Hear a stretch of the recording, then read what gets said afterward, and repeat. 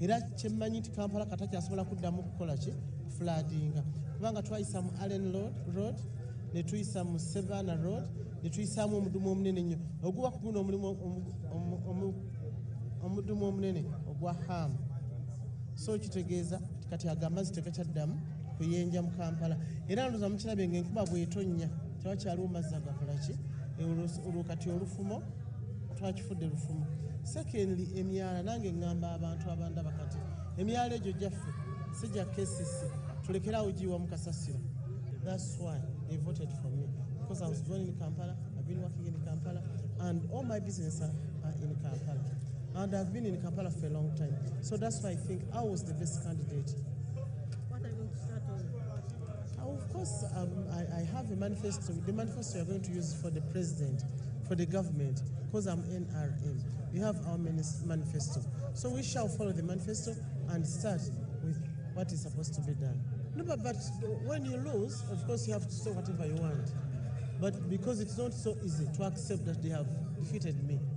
But I'm happy all of them have accepted that I've defeated them. Again, I want to work with them and we improve Kampala. Because we want only one Kisanja. So come next, after 5 years, they should contest and come and contest. They should come back and contest as MPs. I don't want any second Kisanja. Yes, I, Abraham Luzi, Bawasala, Salah is told. I am hereby congratulating Honorable Mr. Kabanda upon this success and winning the Kampala Central race. I should say that I have done what I could, and may the best candidate win, and it has been so. I congratulate her, and all is aligned with her. Press the reforms that have been agitating to make sure government changes in the infrastructure, budgeting. We've been saying 72 trillion budget is quite low. If at all we are to have a proper service delivery, we should increase it to 250 trillion. And I'm saying all Ugandans are tax evaders and avoiders. Therefore, 99% Ugandans cheat this government of tax. We are saying these reforms to make sure government improves on its income, we must formalize the informal sector, register all businesses, and government strictly puts in measurement of all avenues to make sure they reduce their reckless expenditures. And I believe I am ready to render my service, expertise, and exposure in these budgeting preparations and making sure that service delivery can reach to the people. To be honest, I may not go into the nitty-gritties of what possibly led to this not winning, because if at all we go into the dissecting of whatever happened, we will not move forward. I want to say I have done enough, and whatever that couldn't favor me, maybe it was not in my reach, but I want to say that I am congratulating Honorable Misa, and above all, His Excellency the President, because I have been also telling you Ugandans that Mr. Museveni is the best candidate. And our request as the electorate this time around is to unite our people, make sure that these reforms we've been agitating, they get his ear. And we are saying, Your Excellency, people have voted you overwhelmingly, so this is the time. Let's do the right thing. Let's motivate all the stakeholders, civil service, servicemen. We thank them for whatever they've done, and we need to improve on what we think can be done better. Yeah. No, I believe the reforms we've been agitating for are pro-people, and they cut across all members and groups, whether politically oriented to either side. They are for Ugandans. And we are saying they can only be achieved if at all we raise the budget from 72 trillion to at least 250 trillion. And Ugandans have the capacity to raise all this kind of revenue, and we stop the unnecessary borrowings and a lot of losses in the budgeting and the expenditure of this country. Yeah. All right, thank you. Sir, you have set a very rare example of conceding defeat shortly after announcing the results of your opponent. It's very rare to the current situation in the country now. Yeah, we believe it's a mentality that and the mindset of Ugandans that need to change or needs to change. We are saying competition and electoral voting is not business, and we are saying it is sacrifice that you give to the people. Therefore, in the event you are not elected, it was voluntary. So may the best candidate win, and we are lying behind. Civil people, this is what they should do. And I call upon whoever we've competed with to unite people, forgive each other, and we steer this country to the brim and develop. Yeah, that's all. But you know that many people don't concede defeat. It's rare. Yeah, maybe normally they are selfish. They come with ill motives, and possibly they commercialize all these operations. But I have been always teaching and sensitizing our population that I'm too busy. I am someone who is doing multiple businesses based on the situation that we have a conducive business environment in Uganda, much as we need to improve here and there. So I was like, my time has been a sacrifice. And even in the event I'm not elected, I'm not hurt or even affected because I did not expect something irregular. So I want to say that it is out of culture that whoever comes to competition of this nature, they should be doing something. They should be busy. They should be aware of. It's not a do or die. Yeah. Do you still regret joining such elective positions? No, unfortunately. Why? I really take into account and appreciation of whoever has been behind me. And it's been fun for me interacting with people and changing the mindset and calling upon the fellow youth who have joined me. I love the narrative that opposition, they have been in my support and even in government. So we've been uniting people. So it's been fun for me at the same time. And I have loved when people really learn, and so many accreditations I've got. People want to join me in the commercial mechanical farming and the commercialized farming. So I feel good when I've taught things and people are really getting what they have. There are very many people who are inspired by a lot of the words you've been speaking through the social media. But they are asking how much have you put in these campaigns, and maybe how are you going to recover this? No, to be honest, I've been teaching people that don't put in too much money, don't commercialize politics. You'll be disappointed. And even you are trying to divert the mindset of our population by promising them money and this and that. You, how much did you put? I don't think I've put more than 50 million. Yeah, it's been relative and within my accommodation. So I am not regretting whatsoever, yeah. Okay, thank you. You're welcome.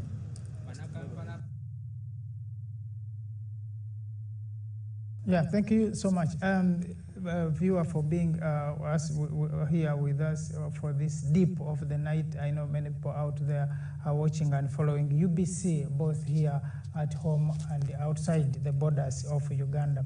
And we thank you for all this time that we have been with you, and also thank you, gentlemen. We go for a break now, and we shall come back to look at exactly what Lucy is saying and see if it resonates with the population today and with the voters today and with what others are promising today.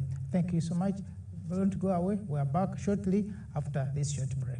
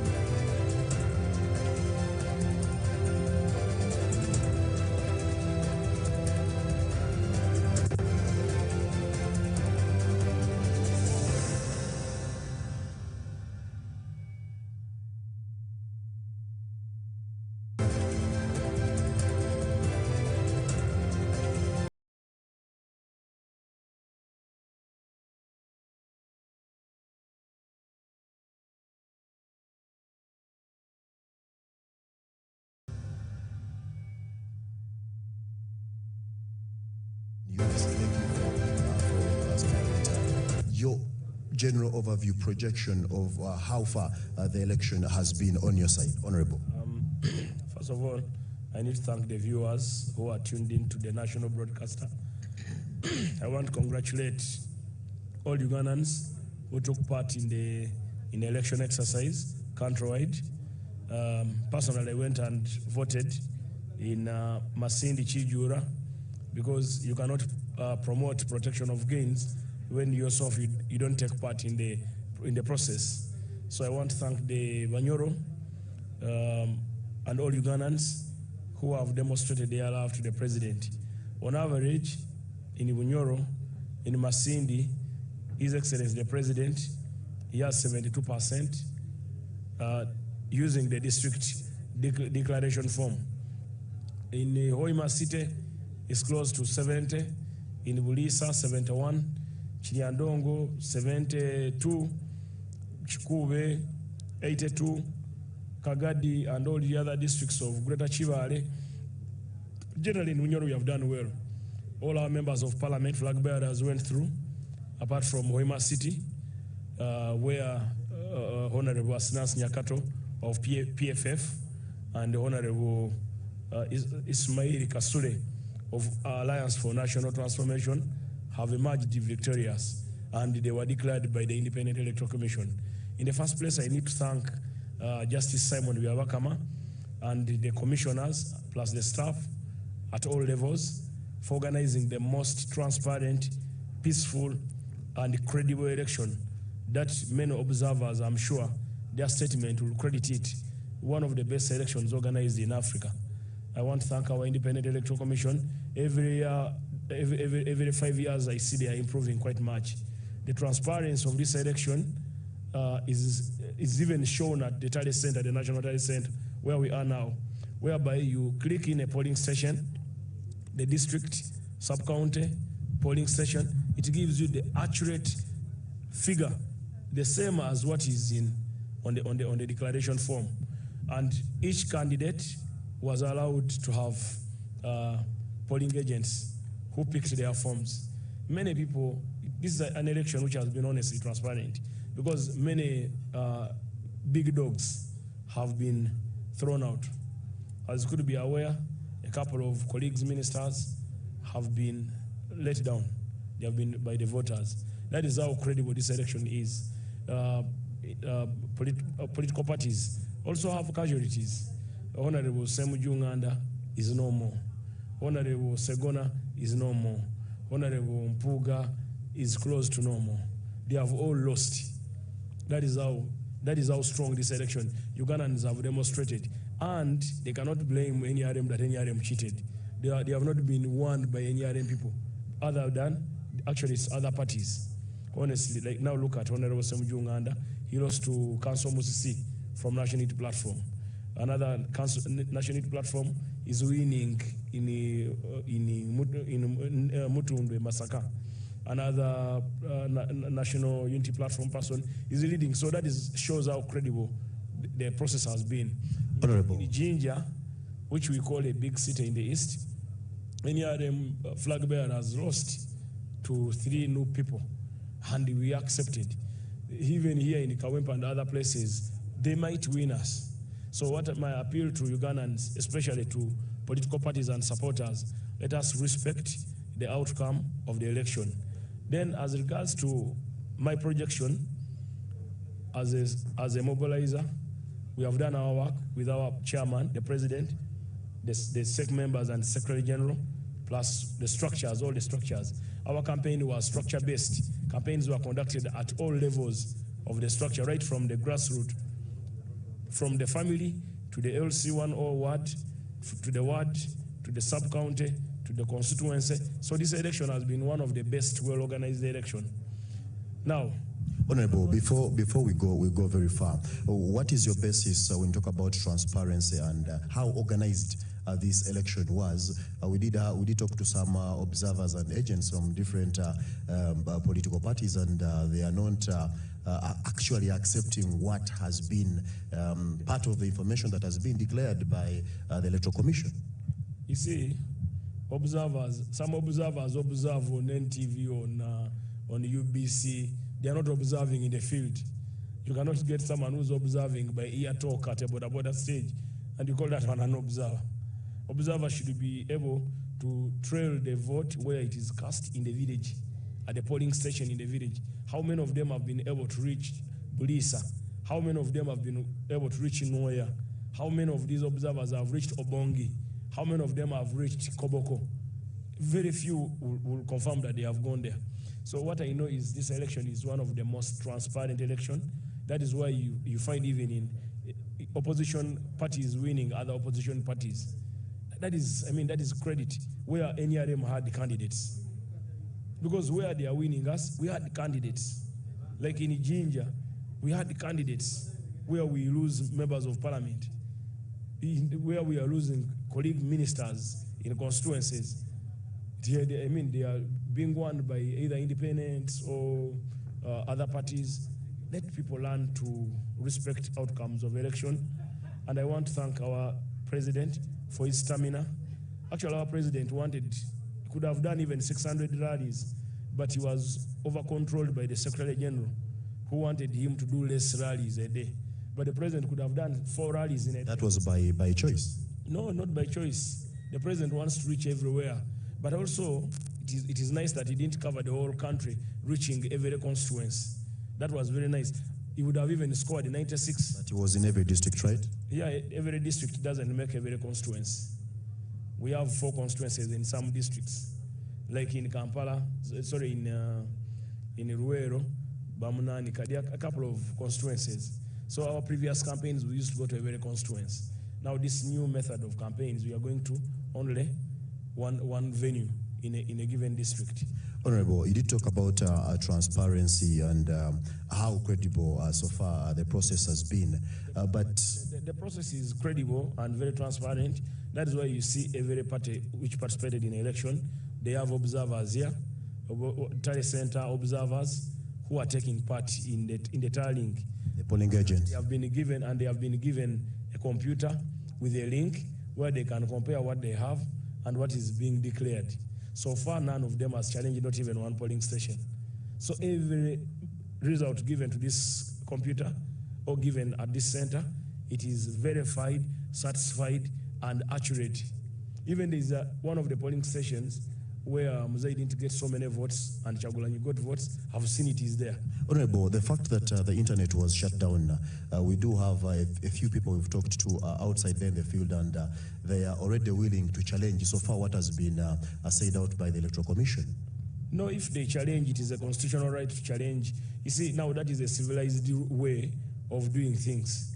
If someone wants to challenge an election legally, he has a right to, because he or she will present what basis of our suit. So, I mean, I don't see any problem. Someone challenge, it's a constitutional right. It's by law. And they will always go and challenge, and the president will win them. Because the president is a very humble man who respects the law and who wants everything to be done in a proper way. He wants the will of the people to be respected. Where the member of parliament has won, he says the will of people must always be respected. I've never seen a kind, humble man like that man. Honorable, you did talk about... As to internet, initially UCC said they had switched off, probably for security reasons. But then the latest I'm getting from my friends in Mombasa, a ship was passing by, it hit an internet cable into 2. So they are trying to locate the other piece to connect it. Honorable, that is information we cannot justify right now, but because the UCC did release a letter that all Ugandans are actually following right now. That is okay. Even if internet will be reinstated. The person who brought internet is the person you have voted. That is one of the gains you have. Did you have internet in 1986? Did you have it? Did your mother tell you that they had internet? But it was a country not running. But things are changing, Honorable. We are moving in a world that is digital. It's just a matter of days, maybe 2 weeks or 1 week, or they are working, our technicians are working to restore it. Let us trust in the president. The one who brought it will restore it. He's working around the clock. Our technicians are working closely. So what UCC told you, they have a right to tell you, and the facts that we know, as people who work in that telecom sector, we know that the cable was affected, and they are restoring it, they are fixing it. How do you justify this? Why does this happen in this electoral process? You know, the problem with you young people, you're wasting a lot of time on TikTok instead of listening to the message of the president. And those ones who have listened to the message of the president have voted him overwhelmingly. Can I tell you, the president won in Arua Central. He has never won in Arua Central for all the times we have had elections in Uganda, he has never won in Arua Central. He's the winner of Arua Central. Arua, what we call Central Division. He's the one who won. So people are loving the president. Now there are districts where where he is not to get so much support like Kitugum, Noya, those other districts. He's doing so well. He has done so well. Everyone has listened to the man's message, and they are rewarding him. Honorable, very many youths have been using the internet. They have been surviving on the internet, feeding their families. But this is something that has been off for now about 2 days, going into the third day. Very many businesses have been affected. I'm sure the technical team the technical team and security, they are working around the clock to see that is resolved. That shouldn't be a problem. That internet shouldn't be a problem. They are working on it. Honorable, who cares about young people? He's the president of young people. You talked about people accepting results, and as and when things results keep coming in, are you ready to face that challenge just in case things don't go your way? You see, now this is where sometimes journalists you go wrong. You can't say things don't go my way when in opinion polls our candidate was leading by 80%. It is not yet done. Yes, the other day when you had an interview with him on election day, he told you his projections about 80%. I've told you this several times personally, that the way I've gone to every district of Uganda, personally, in my capacity, I anticipate we can score between 68, 69, or 70. We can. Because we have other factors held constant. So I believe 70 or 69 or 68, we can do it. We can score that. So I want you to believe in the process. So I cannot say, will I accept the outcome? Yes, I will accept the outcome because I will be declared the winner. Our party will be declared the winner. In your opinion, Honorable? In opinion, we will be declared the winner because even at 70% of votes collected, declaration form collected by EC, our party is leading by 75%. Why don't I say 90%? So I believe the more they collect is the more other candidates are also earning. I've seen one of the candidates who had 5,000. Now this evening I've seen he has risen to 37,000. Then Honorable Kyagulanyi had 1.2 million. By this evening is at 2.8 million. And our president, Yoweri Museveni, is close to 7 million. So I believe by the end of the process, when all polling stations are filled in, our candidate could score. Our projection was 13 million, but we have gone short of 13 million due to minimal or low voter turn-up. What could be the cause, Honorable, in your own opinion, your view? The reason for low turn-up, one is Ugandans are very busy with work. Ugandans are busy with... It's a public holiday, Honorable. Public holiday from yesterday and today. Public holiday does not stop a farmer, does not stop someone rearing his pigs from working. The Ugandans who value public holiday to make money.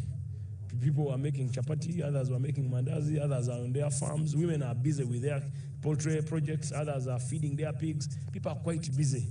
So that could be one of the reasons. You see, when a country is economically prospering, when a country is prospering, the economic activities are honored and respected. So that is what I think the turn-up could have been due to the business of Ugandans who no longer have time to make oye, oye, or shout. Honorable, you did move around Kampala. Are you convinced with what you saw on the different streets here within Kampala region? Yeah, we had a public holiday yesterday and today. I hope you are aware. So when it's a public holiday, some people are resting in their homes, especially government workers are resting in their homes. Now, UBC staff, if you didn't have this broadcast, you'll also be resting at home. So we expect less turn up, and then we are crossing into the weekend. So when we cross into the weekend, unless the Secretary General or the President announce a victory party, many Ugandans will celebrate in their homes. I have a friend who bought a goat and 2 crates of beer and a crate of soda only waiting that to announce the president that Mzee has won. Honorable. People want to celebrate in their homes. The D-Day is tomorrow. What should Ugandans expect after declaration on whoever will be the winner and thereafter? I'm appealing to all Ugandans to celebrate in your homes, those who can celebrate. Those ones who can receive the results on Entebbe Road as we head to Kampala, well and better. But I'm appealing to everyone in their different districts to celebrate in a minimal way, because now people don't have so much money to celebrate all the time, and we don't want to block traffic that we are celebrating on streets, which will not be different from the other people. So we can have a minimal celebration of the technical team, of the working people here, so the people who are at the Tally Center, engineering people. So we can have a few people celebrating, delivering the certificate to our candidate or to his office. So people should expect a minimal celebration around Kampala, a minimal celebration around Kampala. But I want to thank Ugandans who have won, congratulate those colleagues who have won, colleague ministers and members of parliament. And then also I need to thank my president for allowing us work and putting in an enabling environment that has made many Ugandans participate freely in the electoral process. I want to honor the president, and I want to thank Mama who protects and who provides food to our father, the president, for making our president healthy and able to do the sacrifice. Like the president told you, he doesn't need you, you need him, because you need his brain, you need his experience as a bus driver. We cannot give our country to amateurs, people who don't have manifestos to run. So many Ugandans heard the president's message, and that's why they are saying we cannot lose this old man with a heart. We can't lose him. Let him continue ruling us. Let him continue taking Uganda to the next level. So thank you. On behalf of my colleagues who are here, the Secretary General, my senior brother Byaranga, Moses, and everyone, please let's wait for the Electoral Commission at all levels, not even in the constituency levels. Let's wait. The law allows 48 hours to declare results. So let us believe in the Electoral Commission. The results will be released. We have only 30% left to trail in. Maybe by the last brief today, we will be at 80%. Hopefully, we shall have our results and certificate tomorrow. I congratulate all the winners, and I sympathize with colleagues who didn't make it. Thank you so much, Honorable Minister for the Youth. I want to appeal to my brother Bobi to rethink of his future by not wasting time in politics. Maybe he can take a lower level, like being a member of parliament, or else the president can deploy him to work in one of the departments, because I worked with him. If I can run the youth docket well, I believe Bobi can be a good ghetto president under the president's office. Okay. And he can do some good Thank work. you so much. That's my appeal to Bobi. Thank you so much.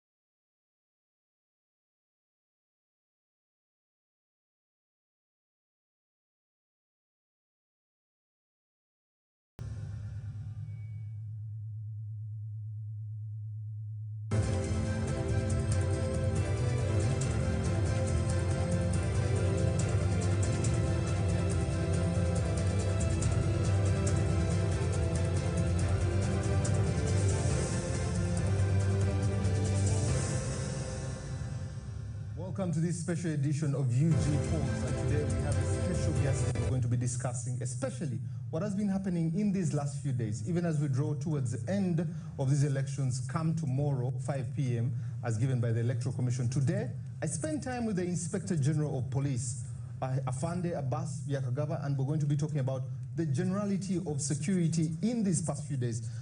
IGP, it's good to meet you. Timothy Nyangosi is my name. Good meeting you. You're most welcome. How are you? I'm okay. I'm fine. How have the days been so far for you? So far, the days are good because I'm getting very good response from the citizens. Okay.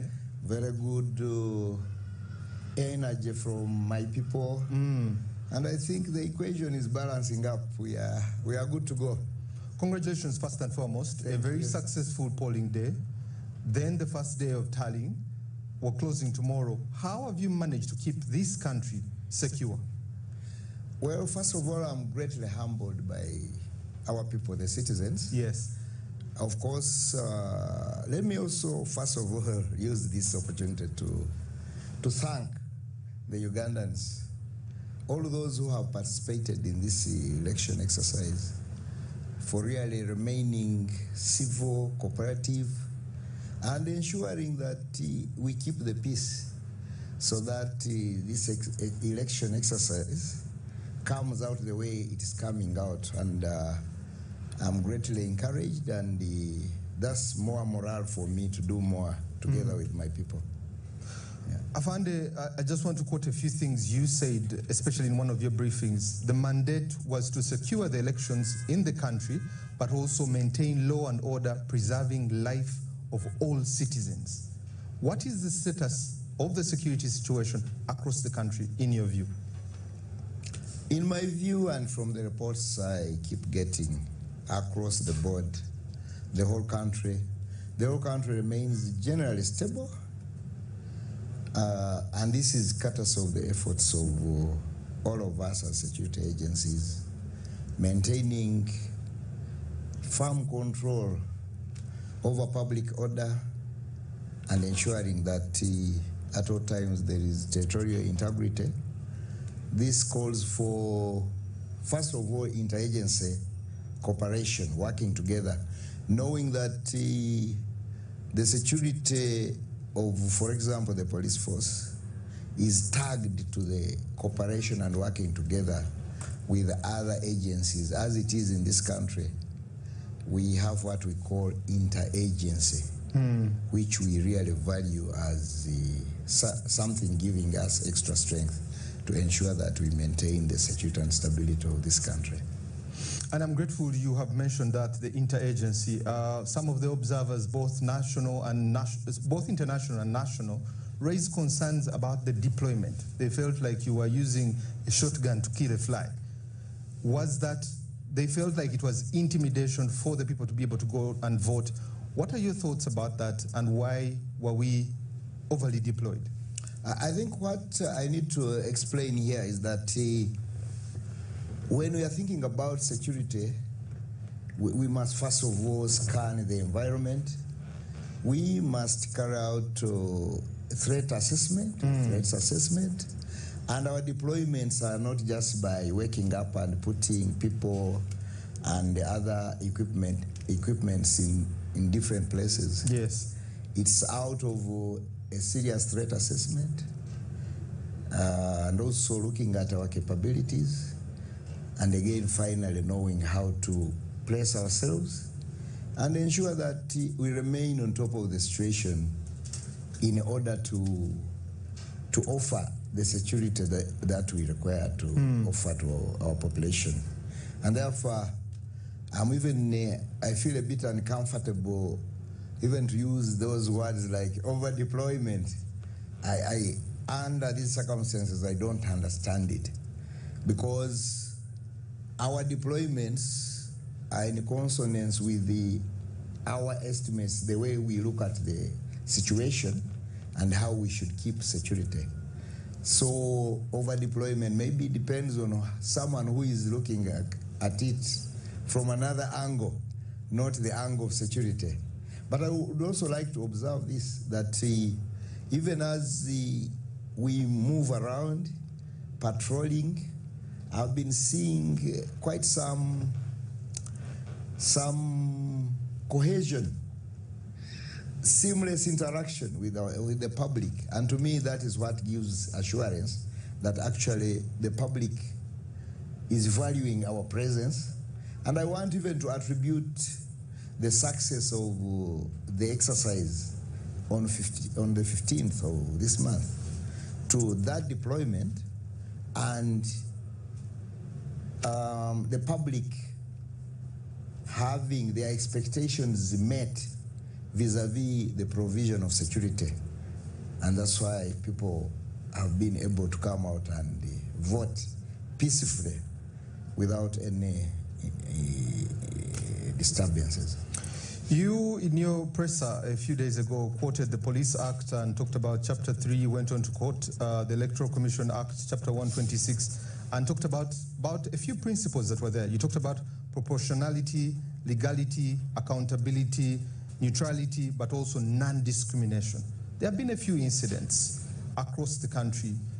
What examples would you give and what warranted these incidents? What was the proportion net that you used as police to be able to quell them?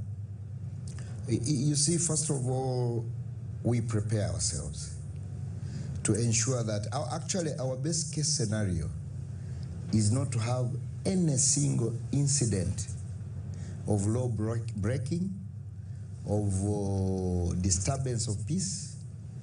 But you know, in reality, because we are dealing with the situations where the people are not necessarily homogeneous, including within the security forces, and here and there you may have an incident where there is something happening which you never actually planned for. But on the whole, I would like to observe that generally there have been very, very, very few incidents. Very few, to my recollection. We can talk about what I have heard in how the reports I have received in Utambala, that unfortunate incident. The reports in Bukedi East, where one of our personnel was injured, actually a senior security officer. A few other incidents, but on the whole, this has been a peaceful environment. And as law enforcement agencies, whenever there are contraventions of the law, never mind whether it is during elections or outside elections, measures to ensure orderliness in the country will continue to be taken. And you have mentioned those incidents. I also want to be able to mention a few. Luwero, 3 lives there. Also, we speak about some incidents within the capital city, but about 400 people arrested. And also, we are talking about some of those 400 being police officers who fall under your docket. How do you justify, how do you proportionally speak about these 4 and those 3 people that have died? Well, maybe the beginning point, let me comment about the 4. Well, as I told you, we have regulations. Yes. We have standard operating procedures. We had laws which guide us in our operations. And when you fall outside that, then the institution will also take action. The bottom line is you will not commit a crime in order to stop a crime. I think we need to balance up that, and we need to be alive to that. You don't, even if you're a security officer, you don't commit a crime to stop a crime. Everything must move within the realm of the law.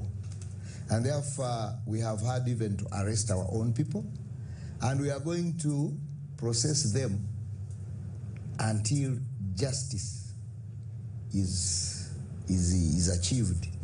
Now, referring to those officers who got involved in some criminality, they are still suspects, but we are going to process them until they themselves have justice, and those they could have affected also get justice. And the bottom line is that we will not tolerate any indiscipline from our side, but also will not tolerate the contravention of the laws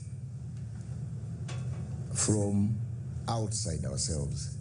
And that is what will create a balance for us to continue having a peaceful environment for this country, even beyond the elections.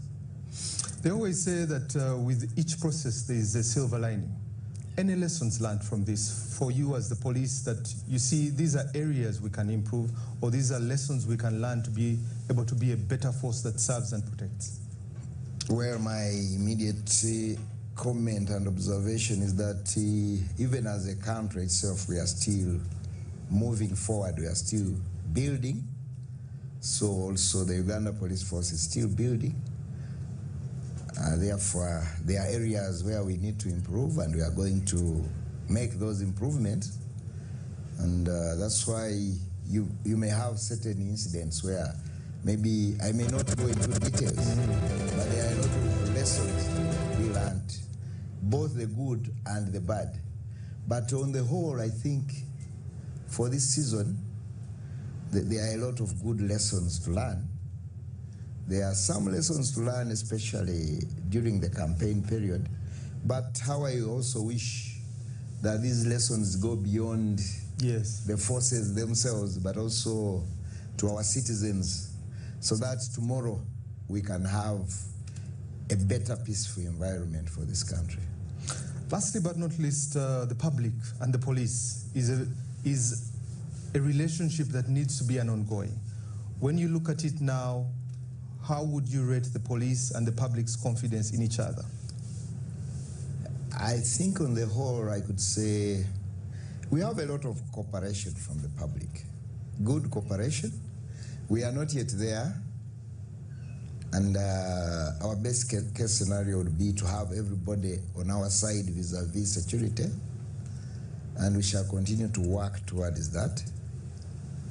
Ultimately, we would like to continue being useful and more useful to the population and the residents of this country.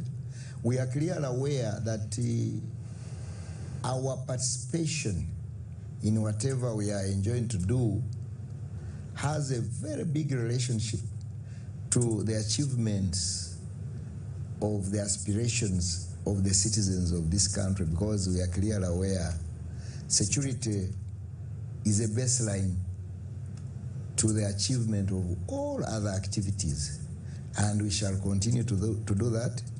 We have the commitment. I can talk on behalf of all my colleagues, and that's the way to go. But I must observe it is still work in progress, but we are progressing very well. Finally, allow me to thank the people of Uganda for being there with us, cooperating with us, all those who have been cooperating, but also to remind those who have not cooperated very well that we still expect them to cooperate. And we shall continue to look out for them to cooperate so that we have the best environment in this country to ensure the development of this country. Before my last question, I would like to also give the police flowers, because on 2 occasions, yesterday I managed to move around as we were trying to get what was happening in different polling stations. Generally, the city was calm, and also talking to different people. So credit to you and the team for making this possible. Also at the National Tally Center, very commendable job there. My final question is that this process will come to an end in May. The final results will be announced tomorrow by 5 p.m. How do you maintain that and keep confidence for the Ugandans that everything, their property and their lives will be secure in your hands? I also again want to reiterate this, that our population, our people should keep the confidence that they have in us, because we have the commitment, but also we will continue to demonstrate the resolve to protect them, the resolve to go for those who contravene the law legally, and we shall continue to be legal in all our actions, because we are clearly aware we must work within the confines of the law, but ultimately we must protect all the Ugandans and the residents living within this country. So far, so good. I would like to thank you for the flowers, and definitely the flowers motivate us. These flowers are not for me alone, the flowers for our team on my side, and that is motivation enough for us to continue. And this prevailing environment, we expect it to continue and continue from now and forever. I thank you. Thank you very much, Inspector General of Police, for speaking to us. We really appreciate your time. I know you are busy, but thank you for squeezing us in. It's my pleasure. Thank you very much. So that has been a conversation with the Inspector General of Police, Fande Abbas Byakagaba, and we've been talking about the security situation of the country in this electoral process. It even goes on all the way to May, and we're asking how they're going to ensure that we're safe, both in lives and property of every Ugandan. He has given us the confidence. Regardless of the results in this country, we all have one country. We cannot set it ablaze, we can build it brick by brick. From me, Timothy Nyangweso, thank you so much, and have a blessed day.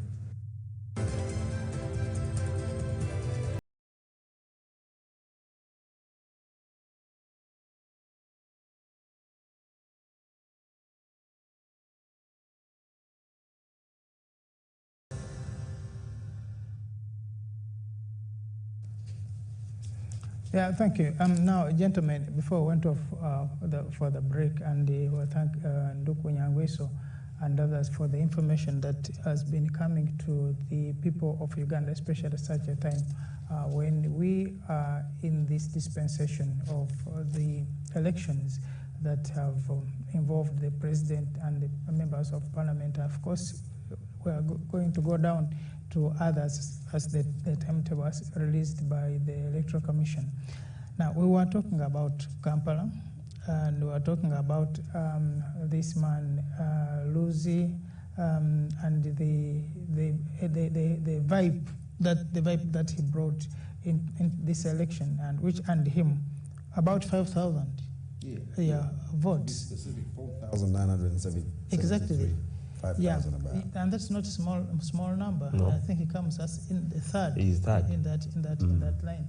Then you realize that maybe there are also people out there who are thinking the way he was thinking, saying you remember there was this man who was a chairman of Luengo, Mutabazi, who was lashing people for forcing them to do things that he thought they should do.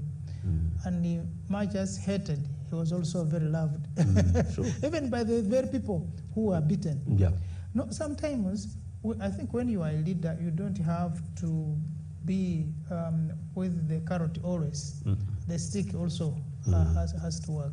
So how do we make of this translation of about 5,000 votes from a man who people at one point thought was a comedian or was an arrogant kind of a politician? To start with, you can tell that the ideology he was selling to the masses or to the people in Kampala had some gist in it. Yeah. And you have to start from somewhere.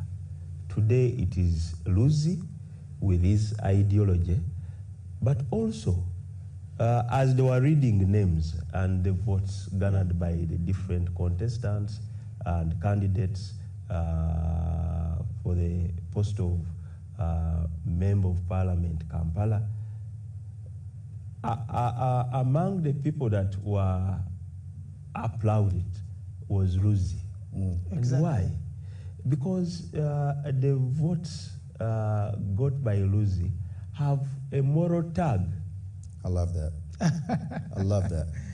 I really love that. They have a moral tag given what he was selling to the masses, given his manifesto, that, look here, guys, I'm willing to do A, B, C, D, but I'm not rolling the wheel the way you are accustomed to. I'm going to work for you, expect results, but I'm not going to pay you to work for you. Yes, yes, yes. He said, pay me. Exactly. If possible, pay me.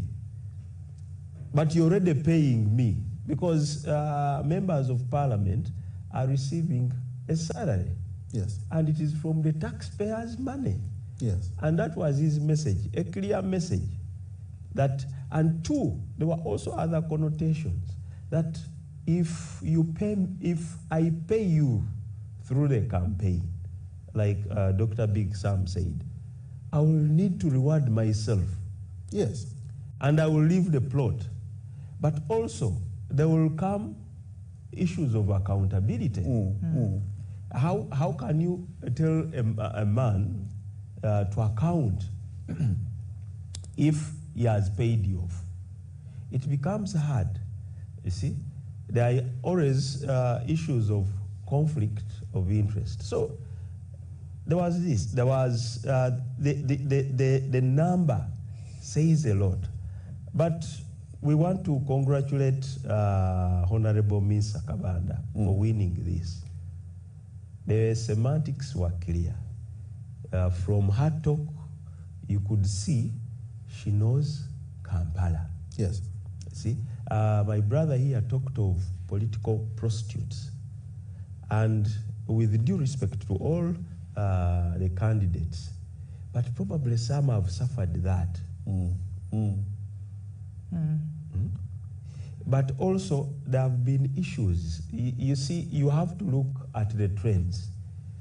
This particular seat has been for NRM for quite a while. Yes.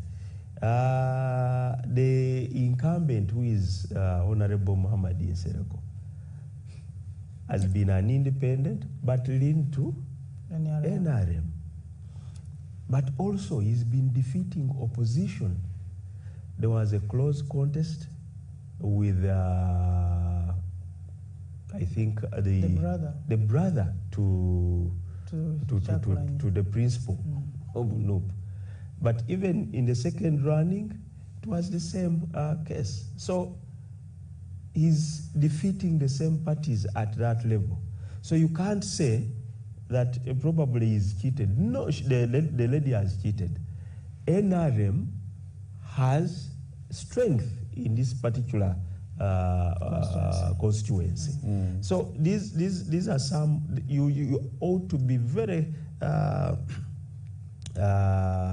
clear on how things are trending. Yeah, you can see even the transition that the move, the incumbent is NRM leaning, but also a Muslim. Exactly. So the constituency maintains more or less. Yeah, it maintains the same qualities of a candidate. But what is also beating the opposition? Look at the number of contestants. Yeah. You have 14 contestants, and the one next to Honorable Ms. Kabanda, who is Wana Ruwongoya from North, garnered 18,000 plus 2 votes. So Honorable was ahead of him by around 400 votes, roughly.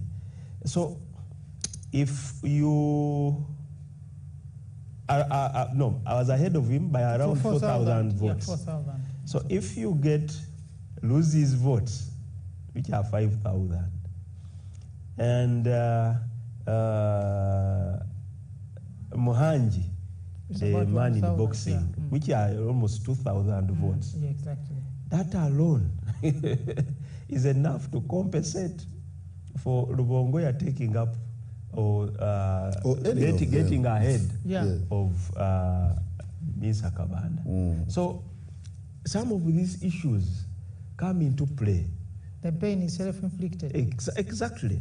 This is where people have to sit down and make coalitions or ally to defeat a common enemy. No, I just love it. I really love it. And for me, I have had late chats with Minsi Kabanda, minister, and she has done great. I mean, wherever that she has been, she's a performer. She's a performer. And she knows all the dark corners of where she comes from. You know, and that beats all the other people that are competing with her, because they will not go into the other details. But I wanted to slash more on the new era that we are having from this man called Luzi. That new era, really, I pray we get more 20 or 50 Luzis in the next contesting time, because Luzi says, I spent 50 million comfortably in my campaign. Now, mark my word, comfortably. That means I did not go to get a loan from the bank or mortgage. Or I did not sell my house so that I prove that I want to work for the people. People must understand that leadership is a service. You give to a particular group of people to take them from one level to another. You understand? You don't need to sell your property to prove that you're a leader. You don't need to. Sure. You know, we have leaders in my community that wanted to resign, and people are saying, no. Please don't. You just need to prove that you have the right vision where you need to take these people. Exactly. We have members of parliament here that sell property, that take loans. I know one who sold a very good house in Munyanya. You can imagine to come to serve and be a self-servant to the community. That is not worth. And you sell before you're sure that you will even win. People collapse. That is almost people gambling. Get high blood pressure. No, as we speak today, the number of members of parliament who are in hospitals. You can imagine. Yeah. You can imagine.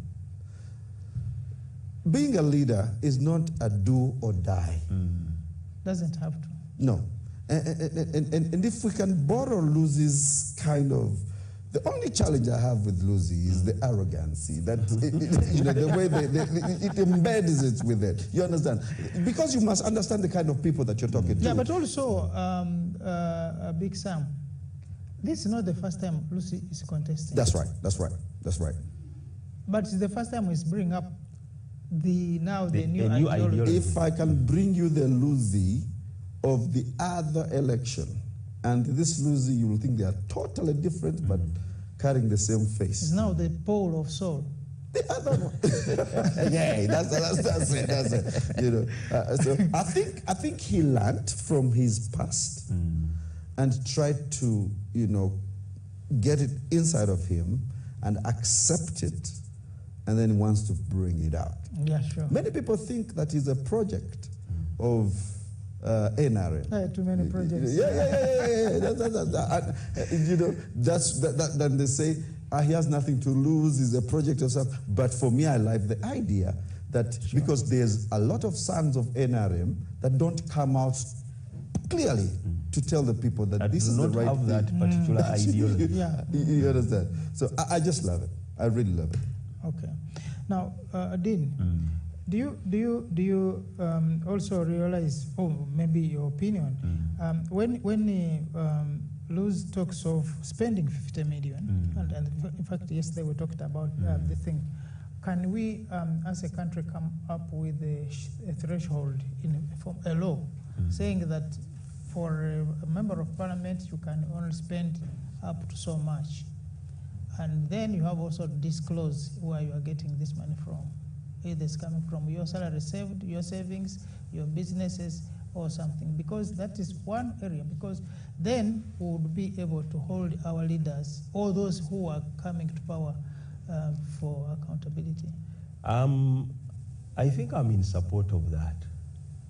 it is a bit hard to accomplish a task if you're financially not able to move hand in hand with the financial needs of that task. Either you'll end up cheating or you'll end up corrupt. And this is what we are seeing. Most people target those positions because of what they have to benefit. I understand the issue of saying, does it mean it is only those that are favored that will earn some of those positions? No. You can work your way up to that level. That is all it means. You can work yourself. First get financial stability, and then get to ask for anything you want. Get to become a candidate for a particular position. Like my brother here said, it is not a do or die. Because what we've witnessed, some of the candidates that have lost elections today, it's because they went for something higher than what they can manage within their means. Sure. And they failed to perform. And not because they actually failed to perform, but they just couldn't cope. So to protect them from themselves, that's where the law comes in. That's where you have to come up with a law. Yesterday we were discussing of people earning zeros. Why? Because they cannot afford to have agents in all parts of the country. But then, supposing, maybe miraculously, this person becomes a president, what will happen? Sure. They'll rob the country. Just like that, in order to cope. So we need laws that can look into that, so that, one, you'll have contestants, you'll have candidates coming in to stand who are actually worthy candidates. You have a list of 14 guys standing in for the position of MP. Sure. But when you look at the credentials of these fellows, apart from Lucy, who came out with an outstanding ideology, and probably Mohanji, whom we know that has done a name in sports, in the field of boxing. The rest are not known. In fact, I have not heard about many of them. Even me, I only know about 3. The first 4 people are known, and that says it all. So the issue of coming up, like you said, coming up with laws that will continue shaping what we talked of as work in progress are needed. And you see, as you continue shaping, you introduce more laws. Yeah, because as a society. I once upon a time looked at the Constitution of the United States of America. It's like an encyclopedia. If you compare it with ours, ours is a small booklet. Yes. The one of US that have had to protect and to build on that democracy is as big as this. It's a volume. It's a volume full of what? Laws and regulations and amendments. So we need that. There's no harm in that, because as you introduce more laws and regulations, you're shaping the democracy practices of a particular area or a country. Sure, yeah. My senior, Dan, I want to just defy a little bit on the issue that he asked first about should we now regulate and put so much money that you should have in order for you to go into your campaigns. I don't think that will solve the problem because some constituencies are smaller. What I need to win in Kapiripiti or whatever. No, it is here in Imbarala. One was winning with 4,000, another one was winning Eliswa with 26,000. Yeah, so that money, I mean, if you say 50 million, whoever that is there maybe just needs 10. And here in Kampala, you need 100, you need 50. But what will actually help us is, number one, to make sure that everybody that is going in any office is a stakeholder. They have business worth, and what is their net worth? It's very important. You cannot just come and you want to be an MP and you're renting where you're staying. Really. You understand? What is your net worth? And the money, because someone can say, if you say, oh, you need to, after paying whatever that you need to pay, then you need to have money and you show it. I can borrow that money. But what is the net worth that shows that you have been paying tax in this company? You've been earning. This is your earning, and it can be proved.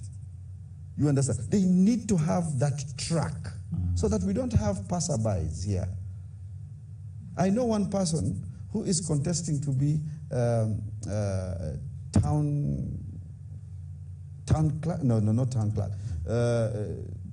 town council LC3 chairman. In that particular place, he's renting one room. Jesus Christ. How can we trust you? On that bad morning when the landlord says you are no longer going to be in my Muzigo. Then the chairman of the LC3 chairman will go to another village. Really, there's something that we just need to correct, and I think that will be okay. You know, sometimes you look at certain situations and you're like, how did we get here?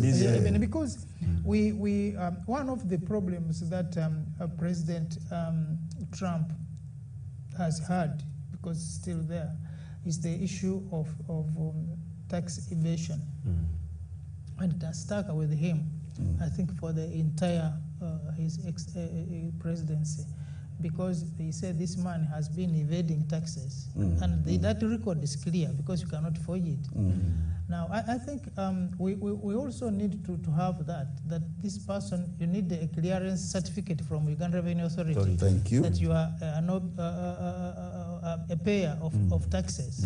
And to be able to pay taxes, it means you also involve some production of sort, that you are doing something that even without being paid by taxpayers' money in Parliament, you still can survive on your own. You have been, there is a track record that you have been surviving. But this issue of a person, and we are not saying that people should not come from school and go to Parliament, but a person just escapes from a school, university, or because the law says senior six. After your S6 and you now feel that there is a vacancy where you can go and you get to Parliament. But what are you going to discuss? Because you are going to represent the people. Do you even know the needs of those people you are representing? And you are going to build the roads and the schools, sincerely, even if you don't even have a house of your own. So some of the discussions that I think this country needs to look at, that when it comes to leadership, let's be serious, that we don't subject the position of a president or a parliament or such a person of a district to whoever may be interested, but we need to look at people who are tested and can sit down and talk and look at the issues of the people and see how to sort them. But otherwise, because not everyone, you can be a politician, fine, but you may not be a leader. That's right. That's yeah, right. so these are some of the discussions that we need. And now, when you look at this Kampala Central, it gives us a picture. Because we heard from Hajat when she was saying that she can name some of the places, the small... Actually, all the 135 villages she can name them of Kampala. It now resonates with what you are saying of the prostitutes, that a person can walk from some place and finds a place somewhere and sits and now begins to campaign and becomes a leader in that place. Yes, yes. But you heaven's sake, you are not one of those people in that place. But because there's money exchanging hands, you can bribe your way to whichever position you want. No wonder we're having some of these problems. And we must not fear to put these guidelines straight. Because someone also was saying, what about some of us who stopped in Senior 4? Can't we be good leaders? There is a guideline. We need Senior 6. Let me tell you, you cannot represent the disabled if you are not disabled. Yes, you might know about disabled people, but they want you to feel there. you must act. So you're going to Parliament to represent businessmen in this country, Professor, who are investors. You are not an investor. No, excuse me. You can't. How can you be a mayor of a city? One of the most prestigious titles. A mayor must be a stakeholder. You are a host of every guest that comes to the city. And the mayor doesn't have a house there. Jesus Christ, how do you do that? And this is happening in Kampala, in Uganda. I know of, talking of a mayor, of course, when we were growing up as children, whenever you'd hear of a mayor, you'd remember those Christmas carols when a mayor will come up in chains and the children are given biscuits, you know. Now, there is this time when one of the cities, the mayor was elected, I think 2 days after election, we found this mayor because he used to have a workshop and also had hardware. Now we found this mayor carrying spanners and Jesus, and was in the town now trying to sort out the sewage system. People are like, oh, no, we are dead. I can imagine. But I think also Dean talked about it, about the issue of qualifications. In this city and this country, at one point there was a movement of people who wanted to have at least representation in parliament for not having gone to school. True. And it became very popular, by the way. And we find very many men and women saying, no, we also need representation. Now we're wondering, what are you going to be discussing in parliament? That people shouldn't go to school? The benefits of not going to school. But that is how crazy things can be when people are not guided. Yes. So I think what we are saying is that we need some of these things to be put in the books of the law that can guide. Even Bad Black has ever wanted prostitutes to be represented in parliament, so that we can have a chief prostitute who will be in parliament. You know, I don't understand. Some of the things we laugh about them, but you know, God, Uganda is big fun. Now, Dean, as we were looking at these figures, you realize that, and again, it's something that we had discussed about yesterday, when you go to a polling station and you don't have a candidate. Today we have figures coming from Electoral Commission that the country has about 57,000 polling stations. Now, sometimes for MPs, we were talking about the presidents, but we have also had cases of MPs who could not also provide polling agents in their polling stations. But you know, this is about maybe 20, 15, they could not be more than 10,000 in a constituency. Then where is the problem? One, people have different intentions, most especially when it comes to campaigning, but at the same time standing in to contesting for certain positions. There are those that are always rooting for the position itself. And of course, they have to put in the work. There are those that are rooting for the tag to be seen as having participated. And on their CV somewhere, they will present that I was a member of parliament candidate, and somehow it will be beneficial. So such a person will not put in a lot. They will be a part, but they won't contest.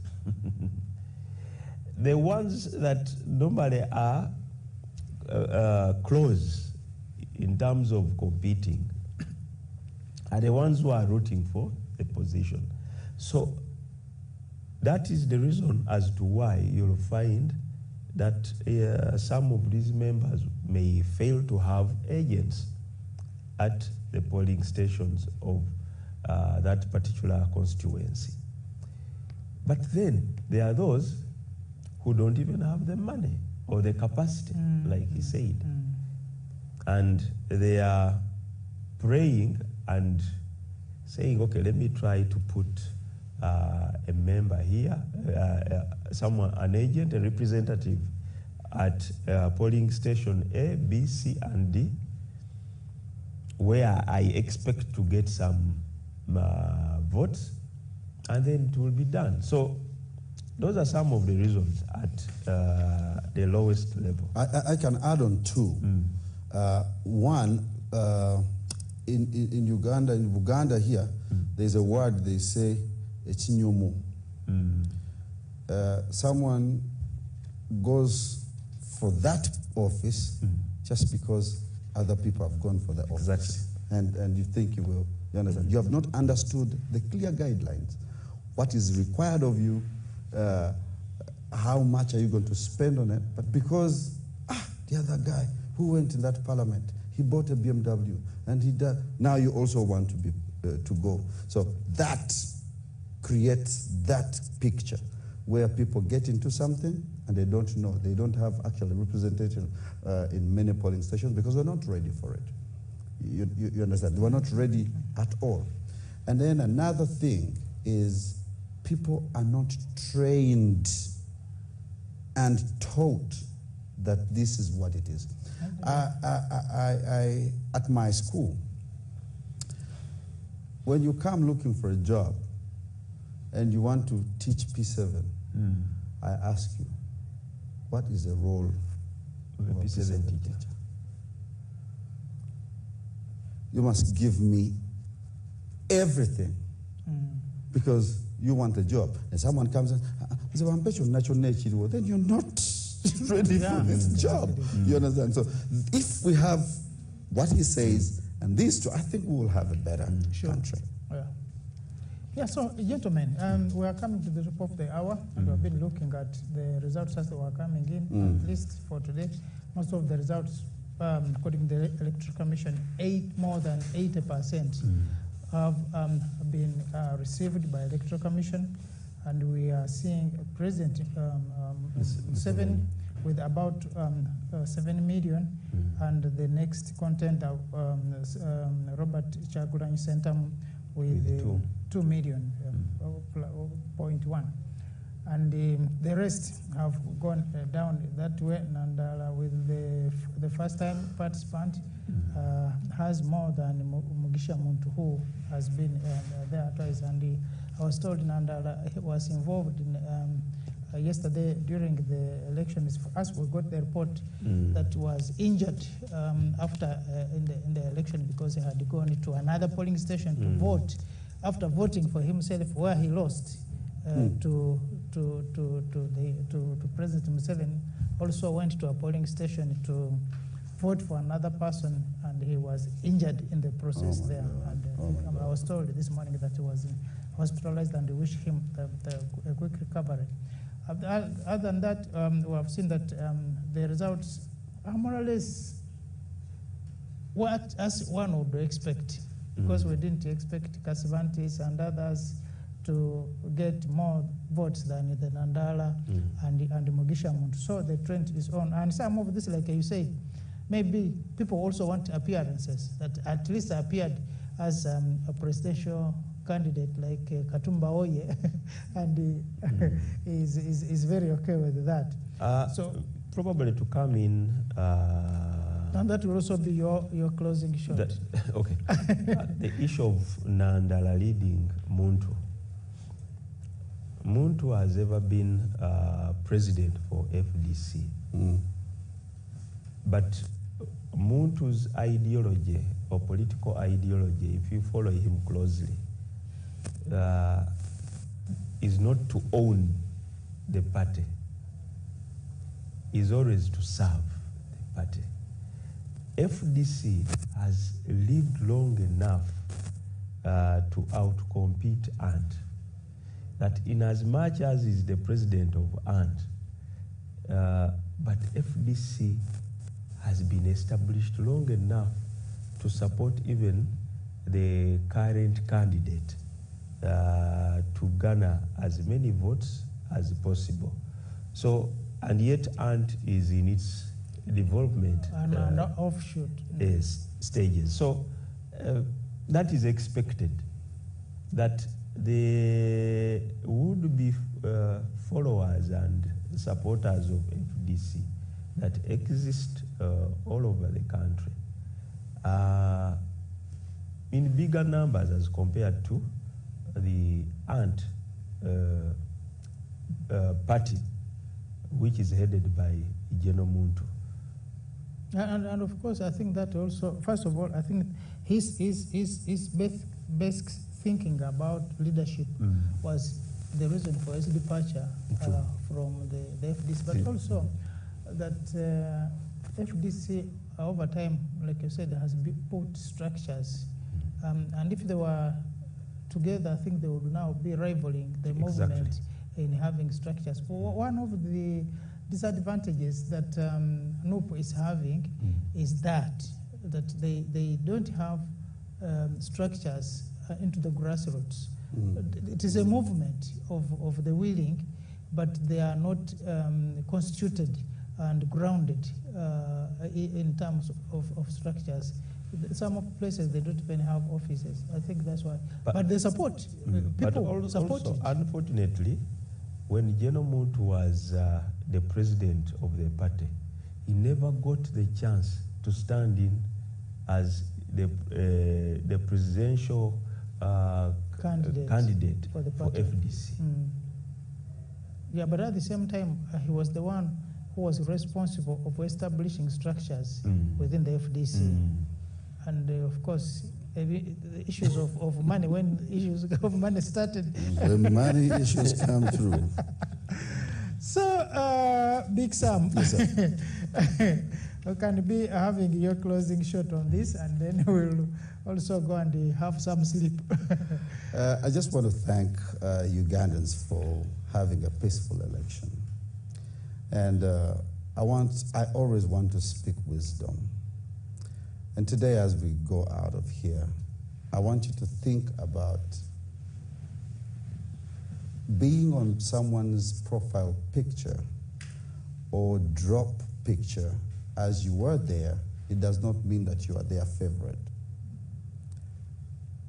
If you don't believe me, then you should check out a picture of a cockroach on a doom spray.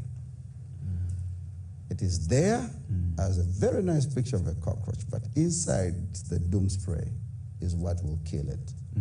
We are into elections. Uganda is not going to go away. please have wisdom.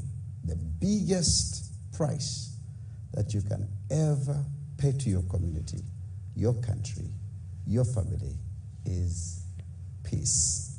God bless you. Of course, I will never want to be on someone's profile picture. Just as a cockroach. Ndukudini, you can have your closing shot. I won't differ from what my brother said about peace, because me, I believe peace is the first heaven on earth. Yes. If you have peace with your neighbors, you actually experiencing heaven. But before I close, I also want to congratulate the MP of Busiro East, where my home is in Buloba, okay. Magola. I'm not a supporter of his party, where he's been, but I'm a supporter Individual of merit. his resilience. Yes. Because Yes. I've watched his story. He's been there for a long time. He first started this journey as the spokesperson and campaigner of the lady that defeated Honorable Sebalu. I think the lady was Susan Nakauchi. Susan Oh, Nakauchi. that, He did the job well in all parts of Busiro East. And when the lady won, somehow they went separate ways. It was not so rosy. So next, he has been the runners-up of Honorable Segona, but he didn't lose heart. The lowest of everything is when he expected actually to get the ticket of NOP, and he was denied the ticket. He had even removed the posters and everything until things changed, and he was called upon to run as an independent, and now is MP. The story is rosy, and congratulations to Honorable Emmanuel Magola for the resilience. Oh, sure. But of course, Busiro East is waiting for what you've promised them for almost over 20 years. You have now the chance to deliver. Yeah, that's the challenge. That's the biggest challenge. That's the challenge. But also, I congratulate everyone who has won elections and those that have participated. For us in Olympic spiritism, because I understand sports, there is a theme that whoever participates is a winner. Because without other losers. Competitors, you can't have winners. You can't have a winner alone. Yeah. So those are my closing remarks. Thank you so much. And God bless you. Yeah, thank you so much, Dean. Thank you so much, Bwana Big Sam, for Doctor and LC Chairman, for this time of the night. It has gone. It's getting of the morning now, and thanks to the UBC team that has been behind this important production. I also thank Ugandans who have been following this. I know there are people who are also burning the midnight candles to find out whether their candidates have won or they have lost, or they themselves have either won or lost. And we congratulate you all for participating, but also for the peace that has been exhibited in most, of course, or almost all the parts of this part where we have had elections. We will be back here tomorrow again, and like the Electoral Commission has promised, that it's true that tomorrow we'll be having the final results from all the polling stations of Uganda, and basing on that, the Electoral Commission will now declare the winner, presidential winner of 2026 election. Until then, we'll be also on UBC watching, but as we retire now, we anticipate that more programs are coming, so please don't go away. But you can, for now, also have to retire, because soon we will be back on air with more results and with more arrangements by the Electoral Commission on what happens next. And from here, we are continuing, like the police man was saying, that until May, when we shall have a new government, we are now going to have a transition for the next 3 months. Even when President Museveni wins and is declared tomorrow, he will be in the transition for the next 3 months. He will be president-elect. For the next 3 months until we have finally a government in power by May, which will be sworn in until then. So thank you so much. Until tomorrow is when we shall be meeting. God bless you and have the best of the morning.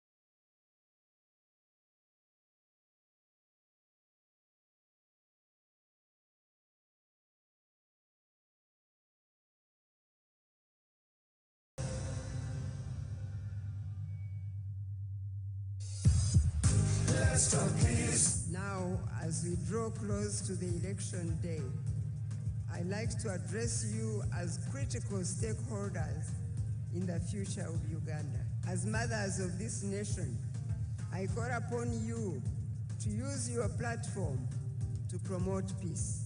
We are the cement that fortifies the house of Uganda.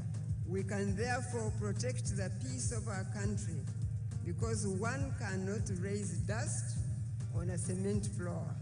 Therefore, if we learn to do what ensures that we get results, that is to pray to the loving, living God who has kept this country for close to 40 years in peace, then we will preserve the peace. If we say no to violence, then there will be no violence. God will give us the victory that will open doors for us from this day to know that we can be unstoppable. Tuongeye, let's talk peace. Let's talk peace. We are into the political season. The atmosphere is highly charged. There is a lot of excitement everywhere you look. But elections come and go. We all remain the same people staying in this one country. We must prioritize peace. We do not want to witness violence. No one should be throwing stones. No one should be using inciting language or abusing others. No one should use a stick against a fellow citizen. No one should use bullets or even tear gas against citizens. Instead, we should sit as brothers and sisters, as Ugandans, and discuss issues that may appear different, one camp from the other. I look forward to seeing an NRM supporter sitting with an NUP supporter and taking coffee. I want to see somebody from Arua sitting down for a cup of coffee with someone from Bugisu, from Chigezi, from Buganda. Let's learn to tolerate each other, even when we have differences between us, because that's how we are created.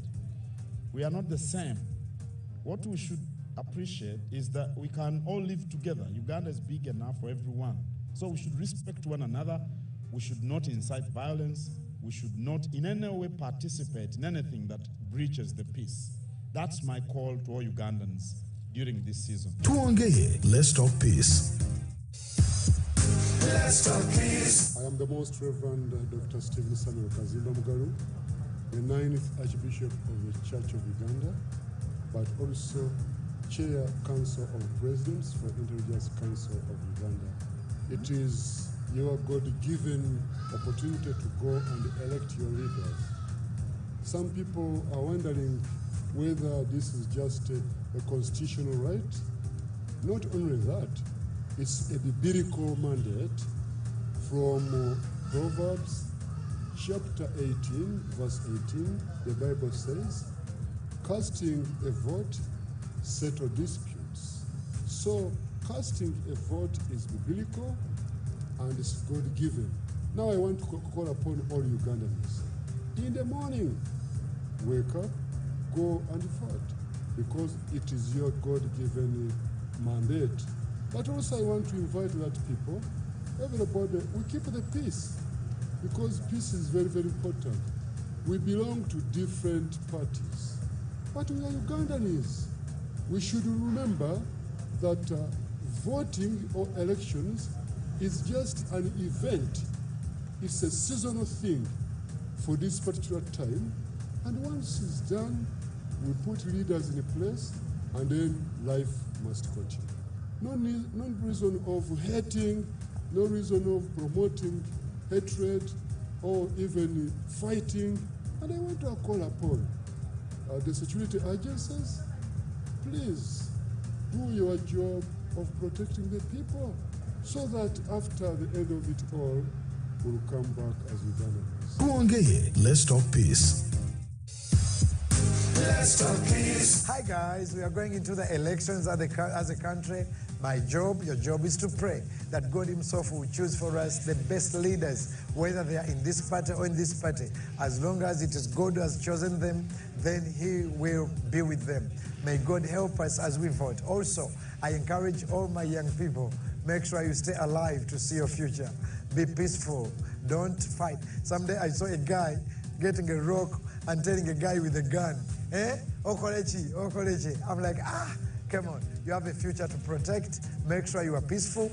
Even though your wife, your sister, your brother does not vote your side, make sure you stay alive together as you wait for the future that you are believing for. Stay peaceful, stay calm, and pray. Tuongeye, let's talk peace. Let's talk peace. As we go into the final lap of the electoral campaigns and into polling, we are calling upon all the people of Uganda to conduct themselves peacefully.